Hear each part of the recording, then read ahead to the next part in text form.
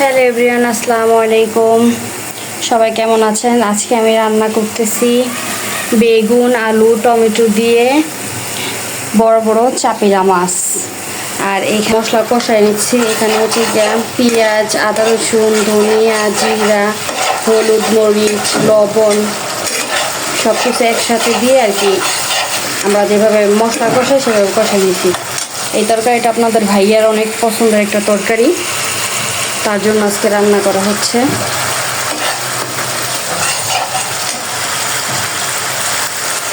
মশলাটা তেল উঠে গেছে, মানে কষানো হয়ে গেছে।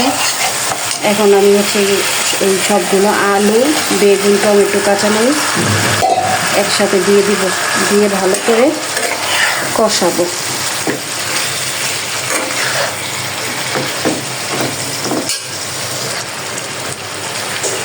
তরকারি এই যে করা হয়ে গেছে।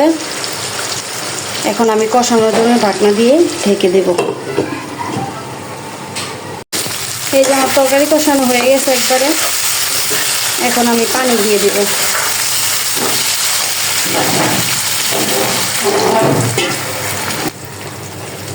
এই যে আমি পানি দিয়ে দিলাম, আর একটু দিব পানি।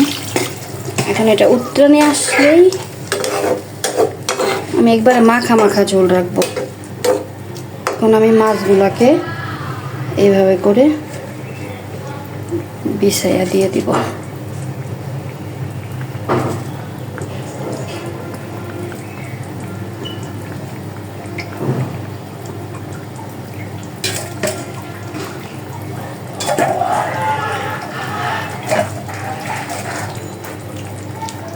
এই যে মাছগুলো বিছাই দিলাম সুন্দর করে, যাতে মাছের ভিতরে এখন মশলাগুলো সুন্দর মতন চলে যায়। এখন হচ্ছে আমি ঢাকনা দিয়ে দিব।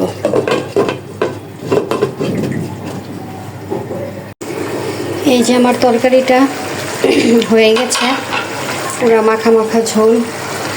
এখন আমি ধনিয়া পাতা দিব। এই ধনিয়া পাতা ছিটাই দিব।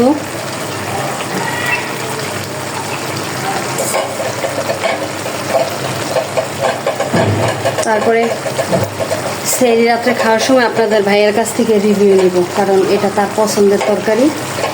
সে বলবে কেমন হচ্ছে। রং, কালার সব কিছু দেখে তো মনে হচ্ছে যে মাশাআল্লাহ সুন্দর হয়েছে তরকারি।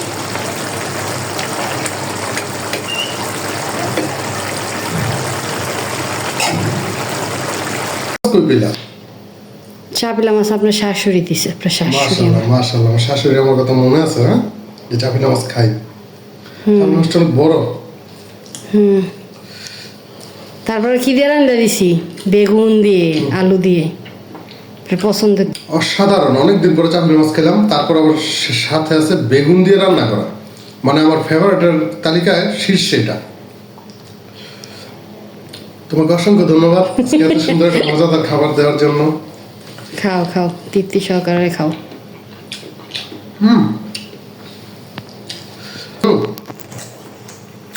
দারুণ আছে, দিয়ে আসো।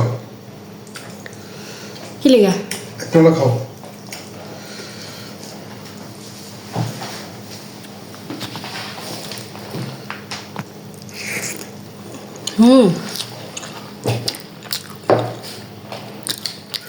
আমার শাশুড়িকে ধন্যবাদ এত সুন্দর চাপিলা মাছ পাঠানোর জন্য। আল্লাহ তাকে হায়াতে তৈবা দান করুক, যাতে আরো ভালো ভালো খাওয়ায়।